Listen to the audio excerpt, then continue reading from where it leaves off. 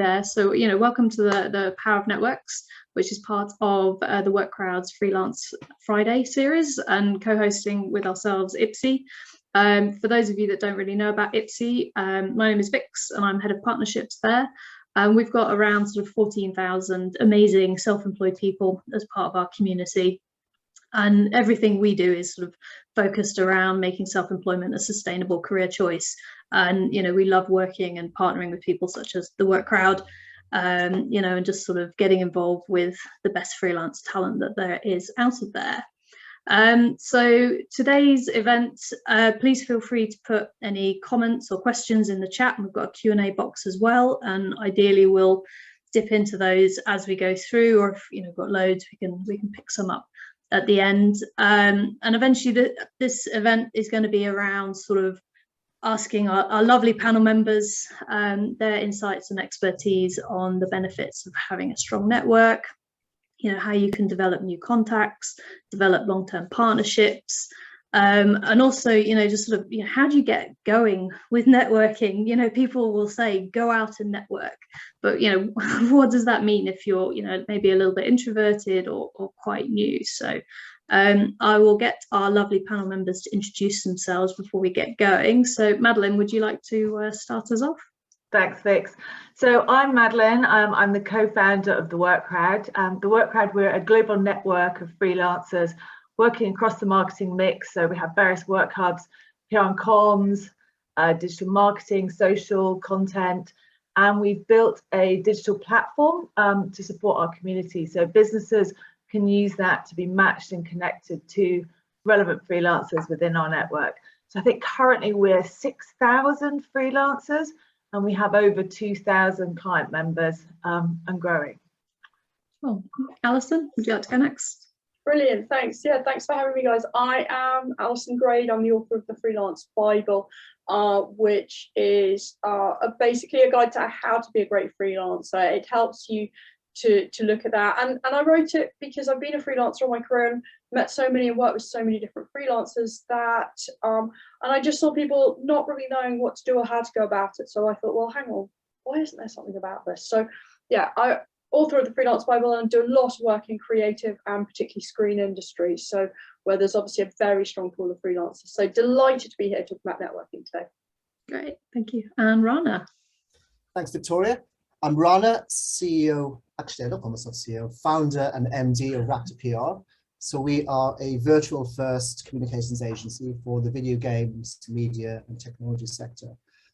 Prior to finding Raptor PR 2 years ago, I freelanced for about 15 years. So I built my whole career virtually with the freelance community, with agencies. And Raptor PR is a small agency, about 10 people. A quarter of those people are permanent, but the rest are all virtual freelance talent like social media consultants, analyst relations, graphic designers. So absolutely freelancing has been an indispensable part of Raptor's success. Brilliant. Okay, so what I thought I'd do is kick off with a question for all of you to pitch in on. So many people are feeling really positive at the minute on the role of freelancers and how they're going to really help rebuild the economy post-COVID. And with the working landscape evolving so quickly now, more than ever before, this flexible working approach is really coming into its own. How do you sort of see the evolution of this sort of benefiting freelancers moving forward in the industries that you guys work in? I don't know if anyone wants to just jump in, or I pick something. I'm happy to jump in there. So I mean, I think it's an amazing time for freelancers. So we've certainly seen at the Work Crowd a massive rise in the number of clients registering and looking for freelance talent. And I think what's great is actually, the pandemic, COVID has proved that people can work remotely, they can work flexibly, they can be trusted to do a great job. And I think actually individuals who are freelancing have that benefit of actually, one, they've been there, they've done it. They can, quite often they've chosen to freelance because they provide that real 360 service. They're really adept at sort of deep diving into an organization, getting up to speed. And they also bring a lot of sort of insight and innovation to companies because they work with lots of different brands. So I think companies are sort of have recognized that and perhaps are a little less reticent or nervous about working with someone in a different way, in a flexible, more agile way. So I think there's huge opportunities at the moment for freelancers who are in the market, but who are also looking to get into it. Yeah, absolutely. From our agency point of view. So late last year, I was still 100% freelance, and I worked with a number of agencies who helped me, get back into the agency world, because early last year my career collapsed because of COVID. But early this year, I networked like crazy. I created a really agile virtual model, which ended up Raptor securing a load of business. And off the back of that, we've employed freelancers to drive forward what I call the best of mind strategy. So it's absolutely offering the clients, the best copywriters, the best social media consultants, the best comms consultants, so we can put forward really strong, agile, virtual PR comms solutions for clients. Yeah, and I'd just add into that. I think there's two parts. I think there's a huge opportunity for freelancers, and as a proactive choice to really change your lifestyle pose as we come out of COVID. But I think there's also a sense that companies are opening up to the value of freelancers and the flexibility that gives them within their business. So what I'm seeing is a lot of freelancers who are finding themselves, actually they were employees and actually now they're looking at contracts and they're actually fixed term contracts. So they're contracts with an end date. Now, you might be on the payroll, you might not have any of those freelancing challenges, but actually if you've got a fixed term contract, that is, you need to think with that freelance mindset, because there's no guarantee you're going to get taken on. And I think that's also what we're seeing coming out of COVID is lots of fixed term contracts where you might traditionally have thought, actually, I'm going to be a permanent employee. Now you need to think like a freelancer. So I think there's a necessity in that. And I think film and TV, where I've spent my career, has worked that model really successfully, with companies growing and shrinking according to their demands and needs of their clients and moving very fast and in an agile way. So I think we're going to see more of that as well. Yeah.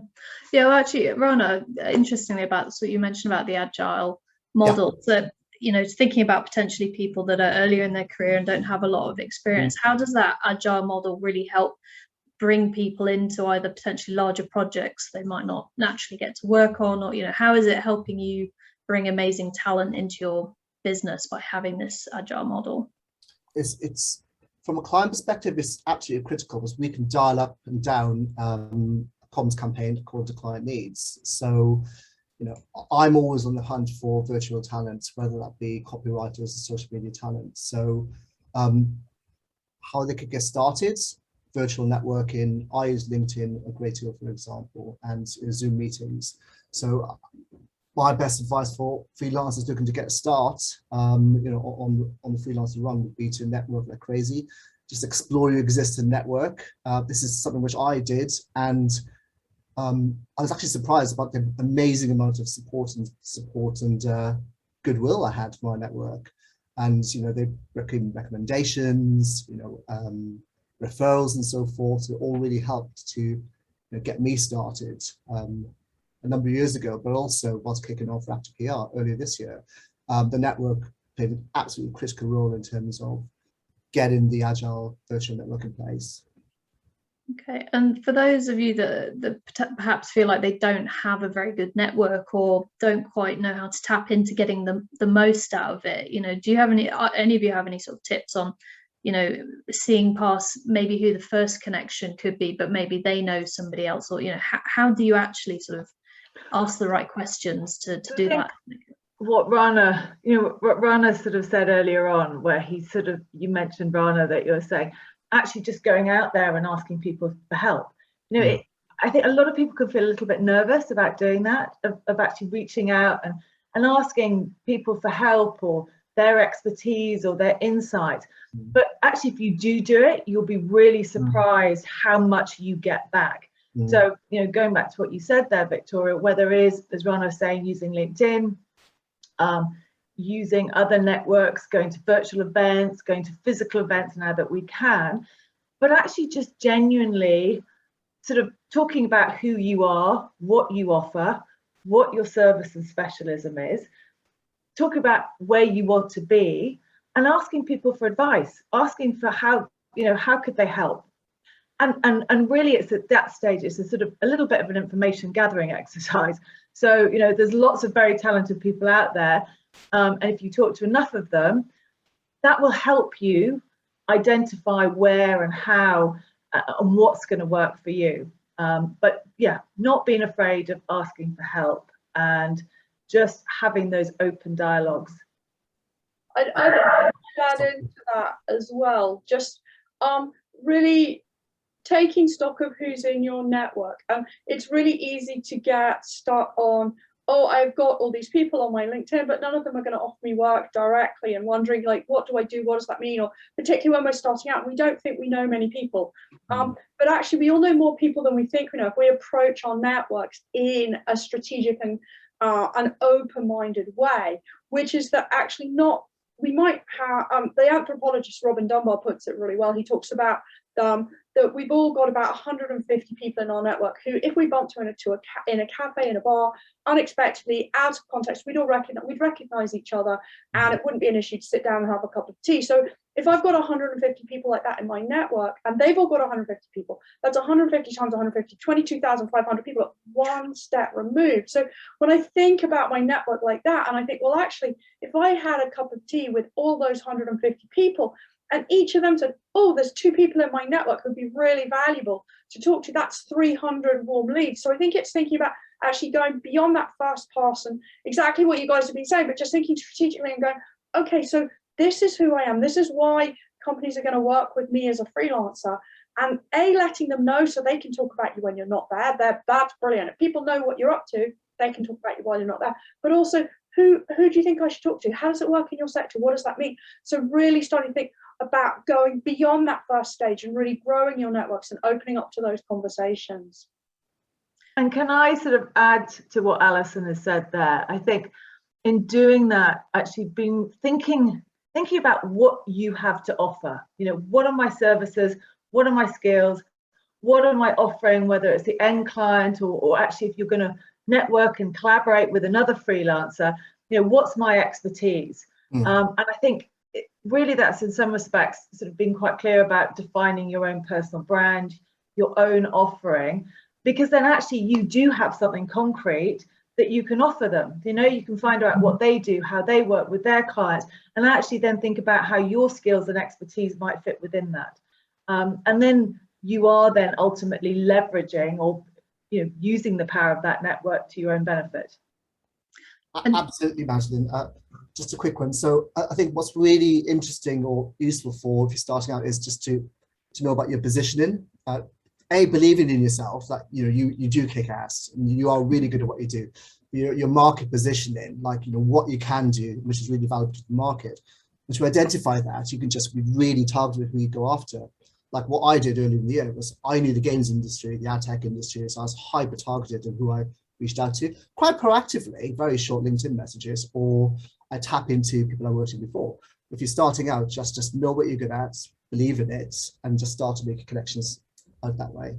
It's thinking creatively about where you add value. So I'll often talk to people in film and TV who are, it's a very competitive industry to get into. If they've just starting out, everyone's got the same qualification. Actually, where you add value is because you love baking or you love gardening or you've got this other knowledge which you've never joined to your work. So thinking about, well, actually, if I love baking or I love gardening, then go and work on shows that value that other bit of knowledge as well. So like you said, Rana, you've got that PR and marketing specialism, but also that deep knowledge of games. Bring that together. You add value that someone who's just got the PR bit can't add in the same way. So that for me is also being really strategic. And also, I mean, all of this is amazing as well, but if somebody's trying to think about how they even start that first conversation, whether it be on LinkedIn or an email, do you literally go in with, hi, I'm awesome, essentially a bit more eloquently than that, are you looking for anyone? Or is it more, would you be open to having a cup of coffee with me? What kind of approaches do you find work quite well for getting that response? I found, sorry. So no, you go, Rana. I'll say afterwards. My coffee's kicking in. I found that if you're absolutely sincere and you're hyper targeted, you do your homework, your absolute homework. So I don't believe in spamming or cold calling, but if you really do research about a prospect or someone you just want to connect with, I've never had anyone be rude to me or bat me away, or they might have ignored my LinkedIn message, but I take incredible amounts of time and care about who I approach. I think if you do that due diligence, you're hyper targeted, you know your audience, you know what you're good at, and you have that self-belief that you do kick ass, I think you will get some kind of results. That's worked for me, but I think you've got to find what you feel comfortable with. So I'm not comfortable in real life events. I went to one 2 weeks ago and I left after an hour. I'm safe in the virtual world. That's just me. But I think you've got to find what works for you as an individual and your personality. So I was just going to, I completely agree with Rana there. I was going to add that we did that event with you guys, IPSE, around actually how to pitch and win work. And I think there's some great key takeaways there. So do refer back. But with that, obviously with the work crowd, we've got the benefit of seeing lots of messages coming through from freelancers, pitching or making that initial intro to a client. And so have that insight in terms of what works and what doesn't. And I think personally, keep it brief. First of all, flatter, engage them. So, be relevant. So I think if you're just doing a broad brush, I'm a PR comms person, happy to help, it's a bit nondescript. So you need know to a generic mail merge, don't they? Yeah, you need to know what they do. So, engage, something, personalize it, flatter them, and then match it. How can you add value? What's your relevant experience in relation to them? So, if it is LinkedIn, then hey, great to connect. Flatter, I see you work in the games industry, love the work you're doing. I'm a content writer with a passion for gaming. Would love to find out if we could do something together. And then close it. This is my number. When can we connect and talk? That's an example. I guess coming from film and TV, where everything is an urgent, like, we need this person tomorrow, we need this person tomorrow, where do I get this person from?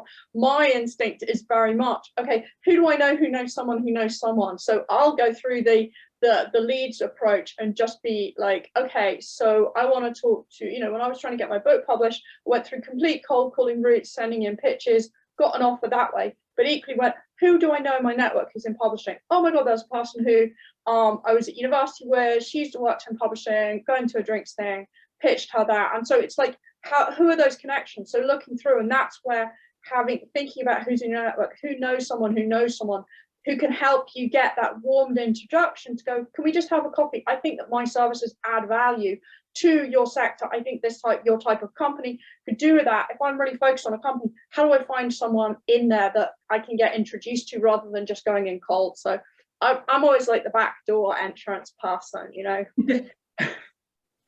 Just closing on that, Alison, if you contact someone, you give them value, like an insight. This is what I do. I'll analyze a bunch of data about a bunch of clients. I'll show them something which they might not know. Then you've created a point of value, and they might remember that for you. So if you can give them could be like a sample blog, just a taster, something which is new, then that'll catch their attention. I think so anyway. Oh, I completely agree, Rana, and absolutely. I just say, I think that's completely a great way to go in, but lots of people are a little bit scared of that, or if you haven't got your pitch honed and you're just starting out and you don't have that confidence, sometimes if you think, actually, how do I getting that intelligence as well?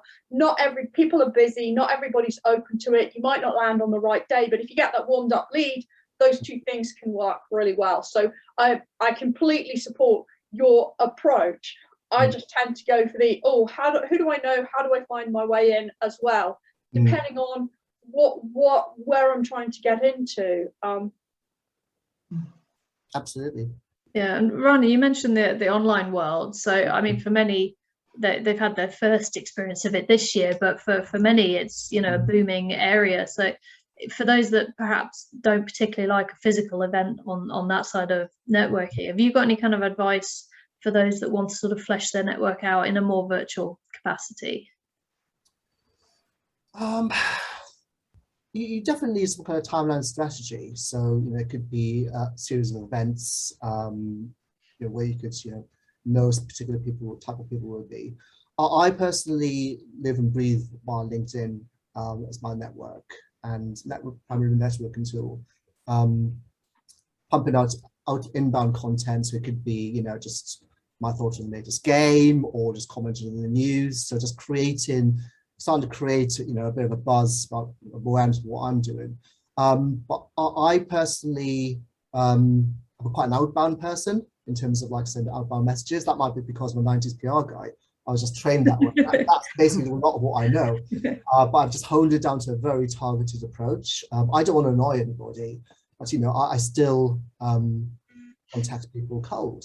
If you're starting out, I would definitely just study communities, create a list of people you want to approach, do your homework, find out, you know what platforms they use, if there's, you know, it's like events, if they're active on Twitter or LinkedIn, try and, you know, get as much knowledge beforehand, and that could give you the information to, you know, you might know what stories they write about, for example, in PR, or you might know what type of film productions they're into. So I kind of do the intelligence part, which can definitely give you more confidence to make that first step to engage with somebody. Yeah, I think research is very underrated, like actually really knuckling down and going into the detail before you do that approach. And it's really tempting to like broad brush and email like 200 people, but actually 6 really targeted messages is probably going to get you better results, and it'll take you the same amount of time. So I'm so 100% with you on that. Yeah, no, I totally agree, Alison, because I think being targeted, you know, at the end of the day, if you're a freelancer, your time is your livelihood. So actually you need to think about maximizing your time and making the most of it.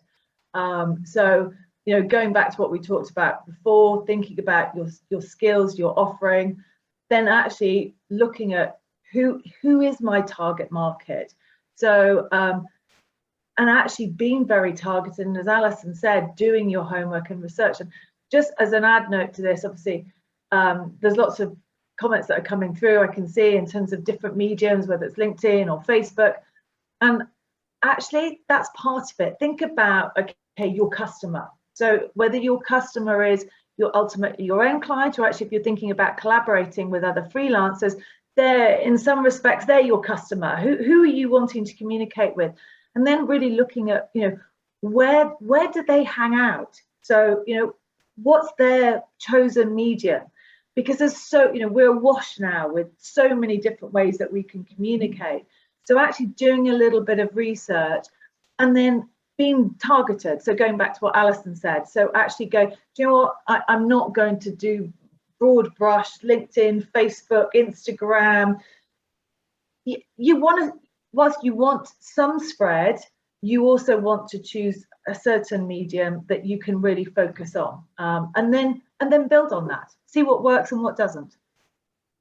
Yeah, we've had an interesting point from Michael in the question. So he sort of brought up, you know, how you network to sort of avoid discrimination, you know, this kind of jobs for friends and friends and friends, etc. So how do we get a bit more diverse in the networking as well? So I would add with that, I mean, okay, so the industry we work in is very much marketing communications, and within marketing communications, actually people are trying to market and communicate to their customers, and those customers quite often are very broad, you know, with very diverse backgrounds. So actually the talent or expertise that they need in likewise needs to reflect who they're trying to communicate to. So I think from your own, you know, your own personal, because at the end of the day, as a freelancer, you are your own personal brand, you're establishing your own business. I think it's very foolish to think that you're only going to go for little mini carbon copies of yourself, because that's totally going to restrict where, you know, your opportunities. So I think just having that open mindset, that actually ensuring that your network is diverse, that, you know, is broad, will ultimately present more opportunities. And really going back to what Rana said, I mean, hey, we live in a world where we can virtually network. So we have the ability to connect with people all over the globe. I mean, that's one of the wonderful things of, you know, the work crowd, that we are a global community. We've got work hubs of freelancers across Europe, US, and now the UAE.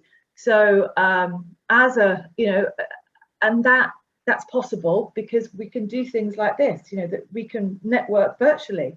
So instantly we can access and collaborate and connect with individuals wherever. Yeah, I mean, that's one of the areas I was going to bring up, the sort of the benefit of recruitment consultants, for example, as little ecosystems that can genuinely connect people from all over the world. And, you know, I do think as well, the move that we've had recently, you know, you can be working in the morning for a company in New York, and then you could potentially be working for someone in Sydney the following day. And, you know, so maybe for somebody looking to tap into that recruitment network as the start of their career, have you got any advice for those type of people? So I think, I mean, obviously with the work crowd, because we are we're a sort of virtual recruitment platform, so a little bit different to a traditional. It probably comes back in some respects, if we look at a traditional recruitment consultancies, a little bit what we talked about before, is that actually those individuals are an extension of your network. They themselves have a network, and as Alison quite clearly pointed out, actually you ask them for help, you ask people what you want to achieve, and they in essence probably have 2 or 3 people that they can connect you to. I think at the work crowd, what we've certainly seen, because we have this digital platform, and within that digital platform, you know, freelancers, what we've seen actually during the pandemic is that as freelancers are looking to grow and expand their business, they are likewise registering as clients. So actually, given the change that we're seeing, you know, I think in our product roadmap, we're very much looking at, I suppose, literally just having a single user account from which you can connect with, you know, people who are looking to hire to support them, but also to connect with other freelancers to support them. So having that sort of flexibility there. So I think, yeah, get involved with events like this, reach out, join places like the work crowd, you know, look to connect and collaborate best you can. I think it's an amazing points, Madeleine. My learnings, so I used to be a candidate in the work crowd, and actually, you know, I won a piece of business with a games client. But fast forward a few years, you know, I formed an agency through the power of collaborating with freelancers, because I was going after pieces of business late last year, just myself. One of my entrepreneurial friends said, Rana, you need to project a team. So you need to basically put those freelancers you're working with up there on your cred to get their permission. And once I presented this unified collaborative team, a cohesive offering, it's only at that point brands are saying, okay, these guys are serious. These are some seriously talented PR guys, social guys, and content guys. And in January, we want a trailload of business. So absolutely, I think it's a real opportunity for freelancers across many industries to really team up and be your own collective. And I think it's a fantastic opportunity. And yeah, I mean, we've had some junior freelancers that have joined us, and I suppose a little bit like this, you know, they've come and they've wanted to work out how they can, you know, what's their position within the freelance market. And I think traditionally, in our industry anyway, a lot of them traditionally would end up going down the sort of agency route on fixed term contracts. But really, part of the reason they wanted to come to freelancing is to actually have that more flexibility. And so in quite a few cases, we've connected them with, let's say, you know, more seasoned individuals within our network. And that can be so powerful, because just going back to what we talked about before, diversity and different ideas and different thoughts, you know, you've got individuals from different generations with different insights, that then presents a really powerful mix to clients. And I think that can be extrapolated, across. So, likewise, we've had freelance members who perhaps are sort of PR communications generalists, and they've been working for a particular client, but have wanted to pull in some specialist knowledge. So, we've connected and collaborated with, connected them with someone who, in one instance, for example, is a sustainability expert, or it could be a B2B tech, whatever it might be that their need is. So I think there's so many different ways that you can collaborate. And just as Rana has done, is that actually in doing that, it instantly sort of increases, you are leveraging your power of your network to ultimately increase the amount of work or pipeline of work that's possibly available to you. And I think I'd add into that, because one of the things I talk about when I think about freelancing is I feel like there's two reasons why companies hire freelancers. Either they need those specialist skills in-house and they're too expensive, they just don't have a need of them, full time, or they're coming in with adding capacity. So you're joining an agency type environment where you've got extra work on, that agency's got extra work and they need you to come in. And the reason I bring this up is because actually sometimes we want to think about, well, what's the story I tell? What's that narrative I tell? And how is this person going to value my skills? Because actually it's a different story if I'm going in to deliver specialist skills to a company than if I'm going in to support an agency, and they can both lead to different types of work. So just understanding when we're thinking about reaching out to our networks, what sort of reason would this company want me in, and how am I going to add value? And that can really help us to transform those early conversations. So if you want to join Rana's team, you're going to be like, well, I have this expertise, and Rana already knows the value of PR, comms, all of that. So he's going to know all of that. He wants to know why you're the right person with the right skills for his team. Whereas if you're pitching directly into a brand, you're going to be maybe explaining much more to them about why they need these PR services or whatever they might be. So understanding that when we're talking to our networks can transform those conversations, because we're thinking about where that client is on the journey to taking us on as part of hitting their KPIs, their strategies. Yeah, just touching on end clients at the minute, because we've not discussed them too much yet. So have you guys seen any big changes on their approach to working with freelancers sort of post-pandemic? Do you find that how they want people to work has changed, or at the minute are they literally just in a budget mindset that the work's just literally going to whoever the cheapest person is, and they almost don't care about the talent side of it? I mean, hopefully it's not that, but what are you guys experiencing? So go. I'll go then.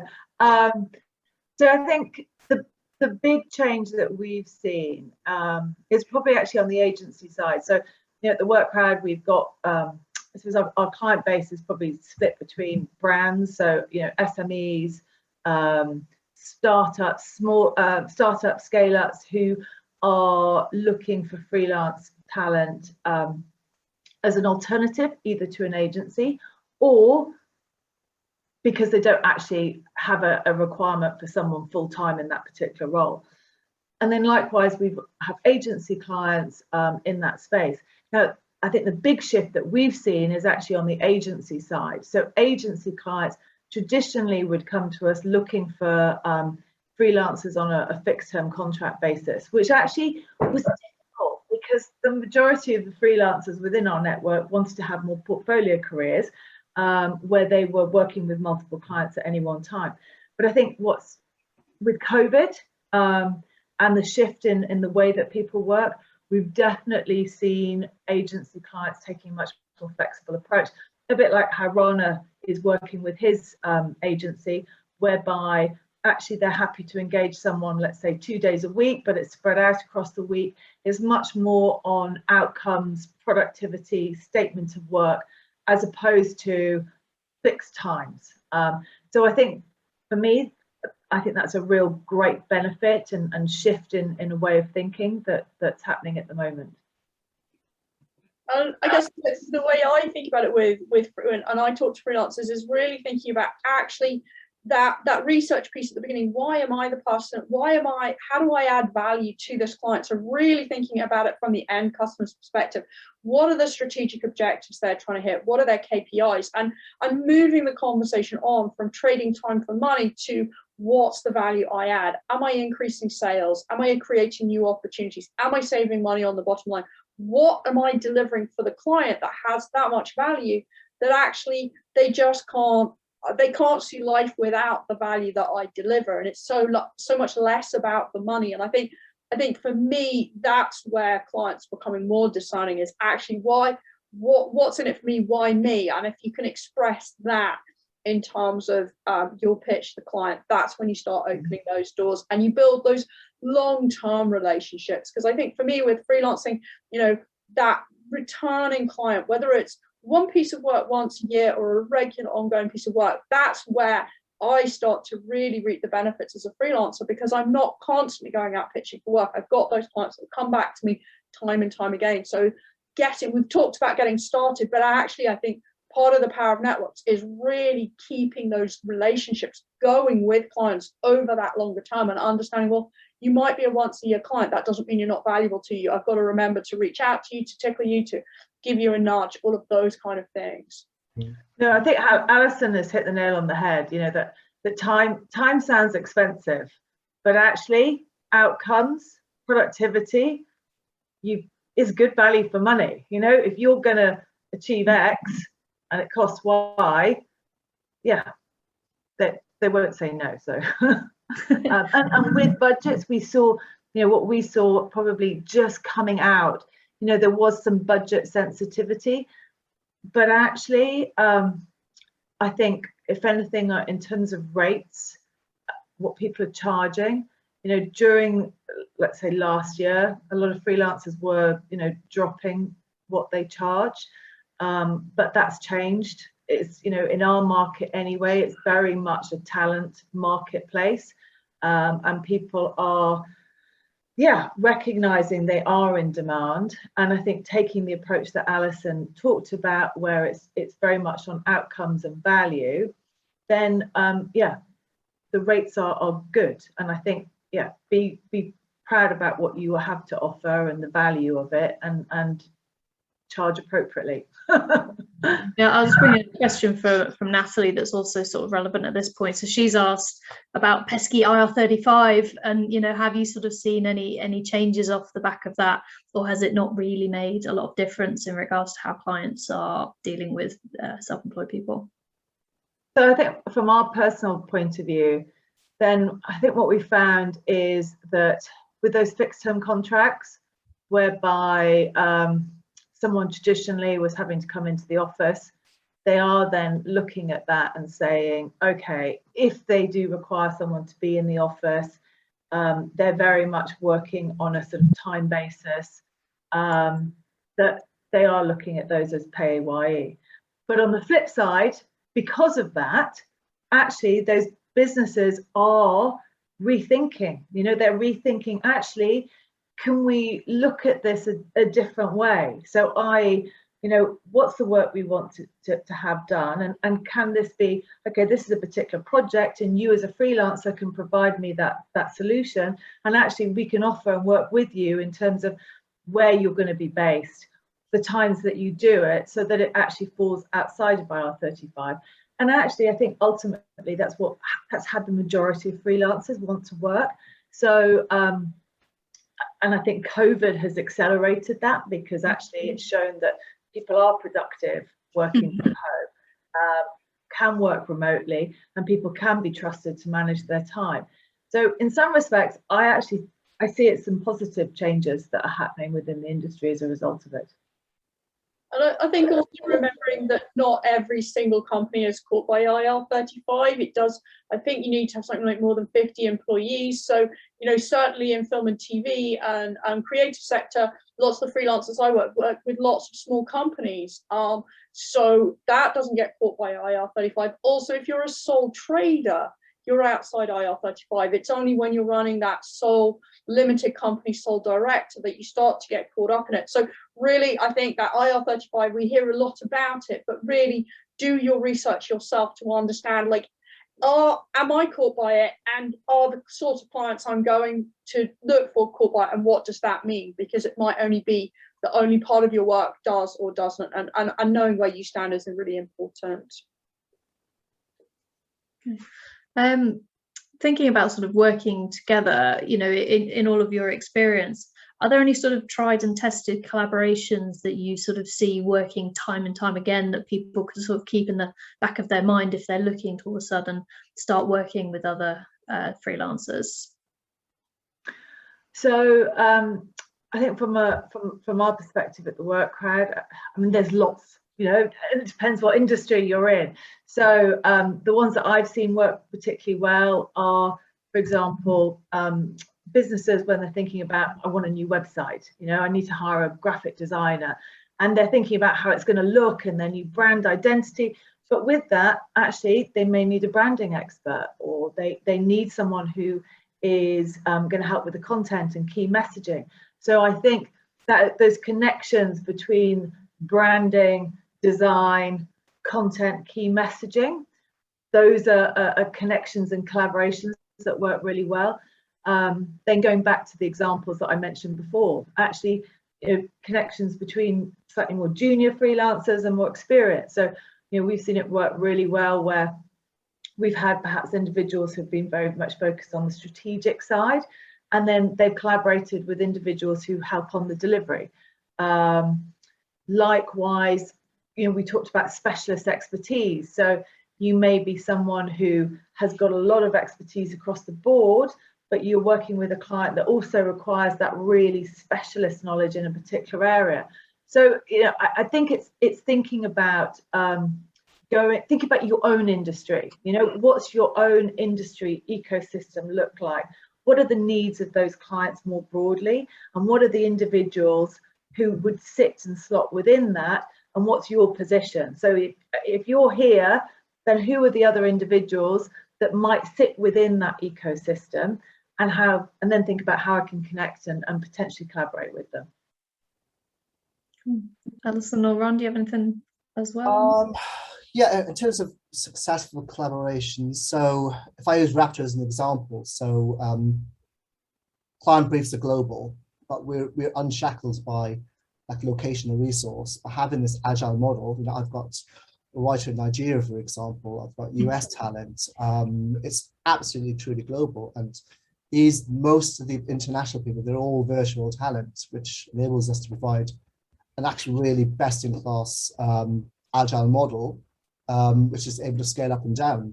And yeah, I think COVID has been an absolute catalyst accelerator in terms of how virtual talent is perceived. And there's another thing, when I used to freelance a lot, agency people often used to say, you don't learn anything whilst freelancing. It's absolute nonsense. I learned so much freelancing. I learned, you know, work with the best brands, amazing people, and processes.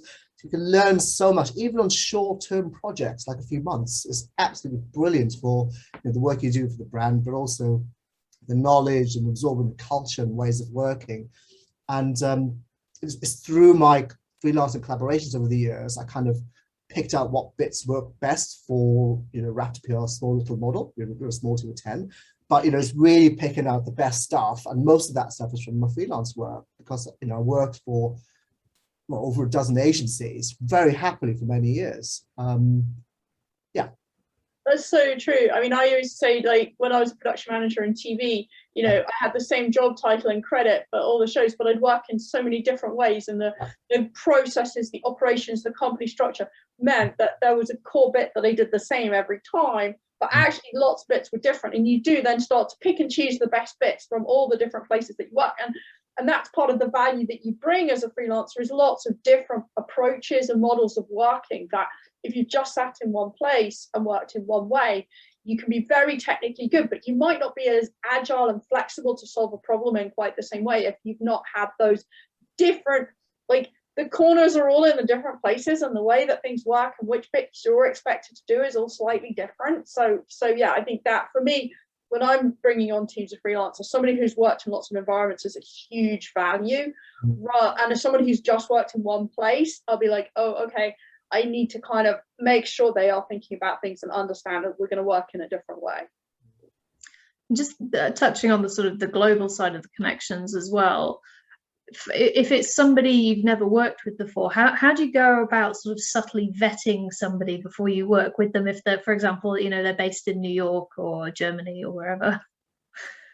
I'll stalk them on LinkedIn, social media, see what kind of media coverage they have. It's general stuff. I generally don't hide my profiles, and you know, I'm not that shy. But it's, you know, you need to do your homework. Of course, you need to respect the local time zones, localize your approach, and just give that value.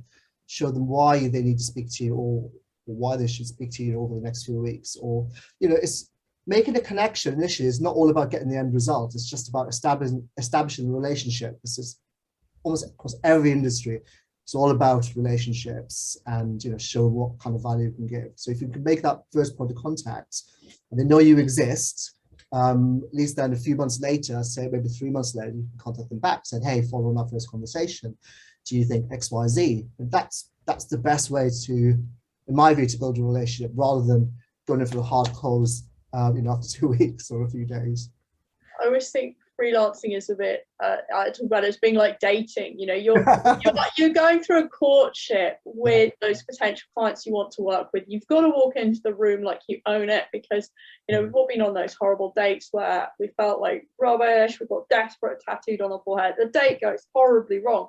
You know, we've got to go in and own the room. And actually, you know, we're looking for that long-term relationship, and we don't want, you know, we don't want to run off into the sunset with a person on the first date. We want to get to know them and get to understand, do we share our values? You know, is this a person that I can work with over that longer time? So I think when I'm looking to take on a new client, I'm always looking to do a little thing for them, see if it's going to work out, not throw my eggs in that basket. And if I'm bringing on a freelancer, exactly the same thing applies. You know, give them a little piece of work, see how it goes. Is this someone I can work with for the longer time? So yeah, I always have that dating analogy going around in my head.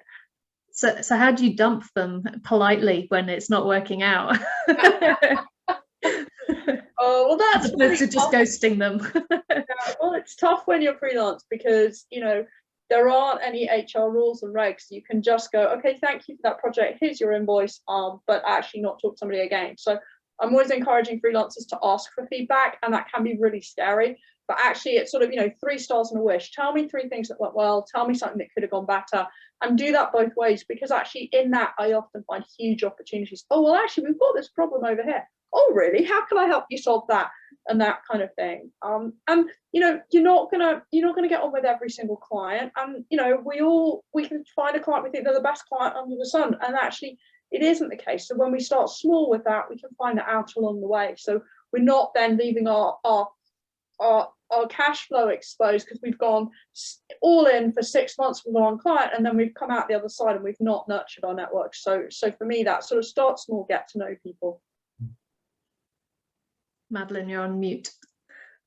I was just going back to that original question of then thinking about, you know, how when you first get starting freelancing and trying to then win that work, and drawing in what Alison said in terms of asking for feedback, actually get some endorsements. You know, for example, within the work crowd, freelancers will have rich profiles. We've got an inbuilt mechanism where we will ask previous clients, but current clients, to endorse or recommend, and that's really powerful. And, you know, that's something that you can do, whether it's via LinkedIn or whether it's just via email, that you collect those recommendations, and if they're relevant, so, you know, their previous clients, people you work closely with, thinking about collaboration. So actually, perhaps you've worked very closely with a designer as a content writer to help on key messaging.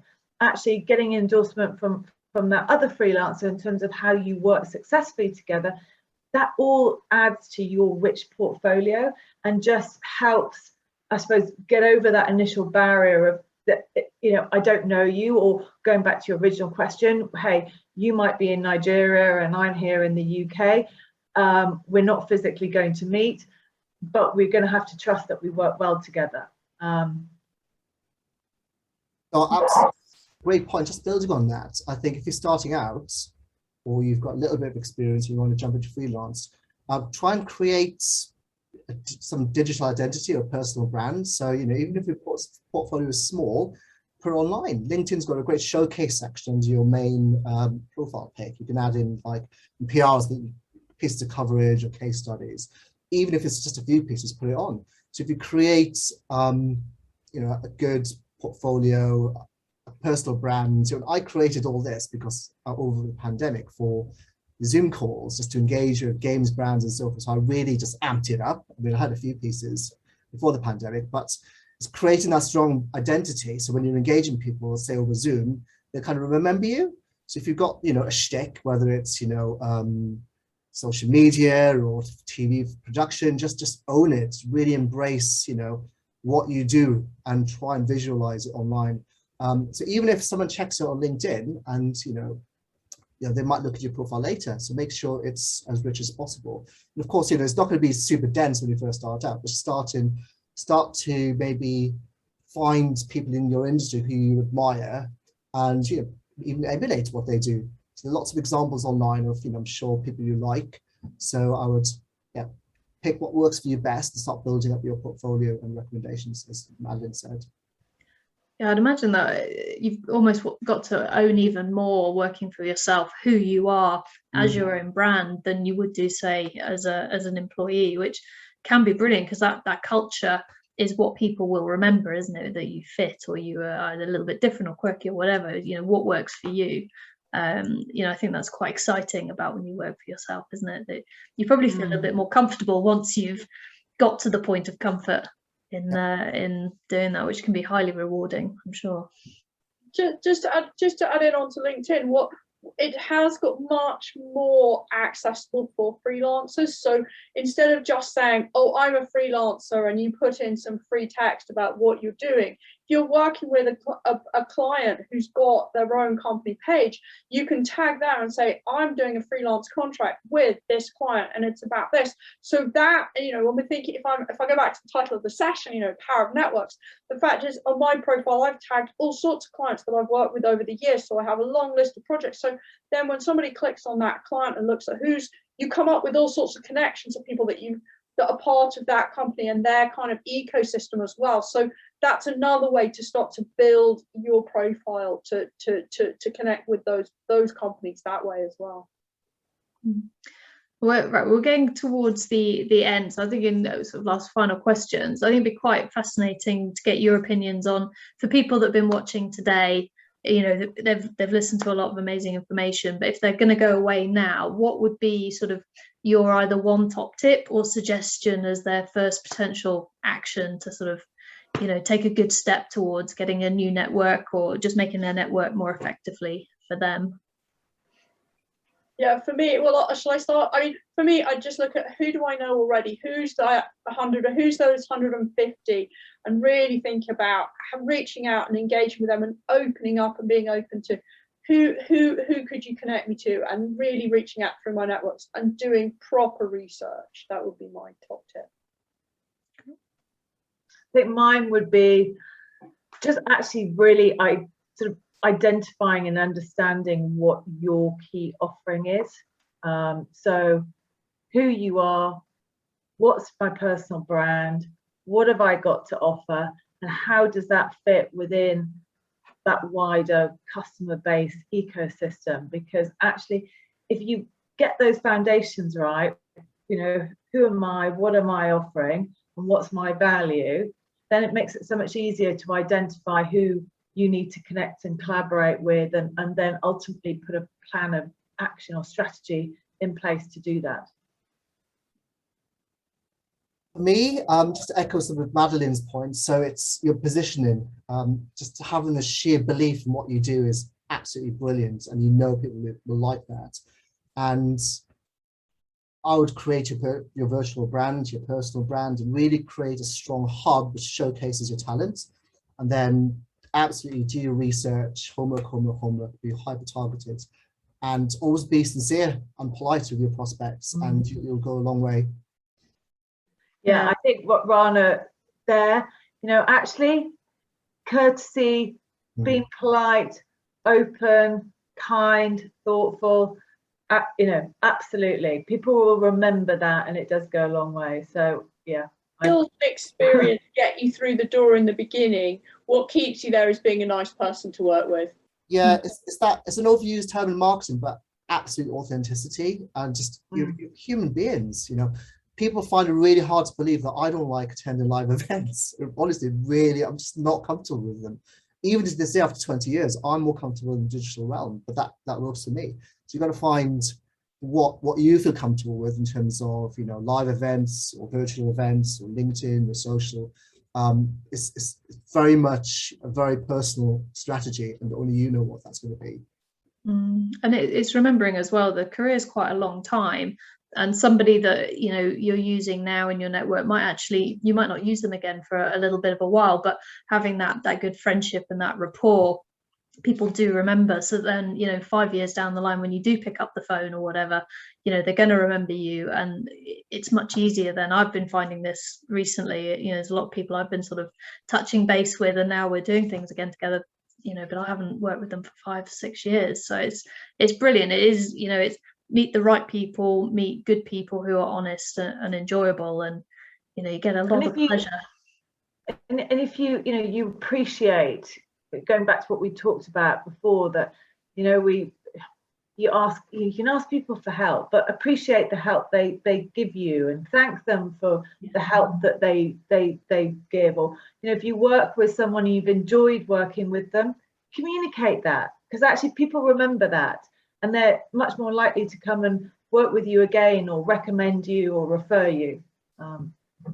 Another point for introverts, some people think networking is just for people who are the loudest in the party. Introverts can shine networking in the virtual space. Absolutely, there's room for all personality types, for neurodivergent types in the freelance world. So don't be shy. Yeah, find your people. Yeah. Yeah, cool. Well, in the spirit of thanking you, I would like to thank all of you very much for your time today. I've very much enjoyed chairing the session. I hope everybody watching it has had a great time, and you know, check out the Work Crowds Freelance Friday. They do it every week. You know, so there's a lot of knowledge to be gained there. And have a great weekend, everyone. I'm not sure, Alison,